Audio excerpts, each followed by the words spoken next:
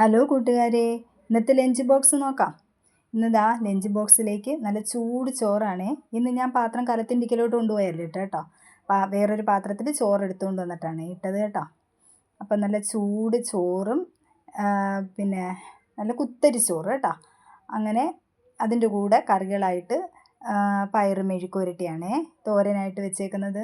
പിന്നെ ഒരു ഒഴുകെണ്ണം വറുത്തത് കേട്ടോ. ഇന്ന് ലഞ്ച് ബോക്സിനകത്ത് അത്രയേ ഉള്ളൂ. കറികളായിട്ട് ഇനി സാമ്പാറാണ് കേട്ടോ. സാമ്പാറും അതാണെങ്കിൽ രാവിലത്തെ ഇഡ്ഡലിയുടെ സാമ്പാറാണേ.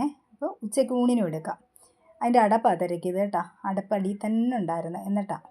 ഇനി അയിലക്കറിയാണേ കൂടെ വെക്കുന്നത്, അതുകൊണ്ടേ.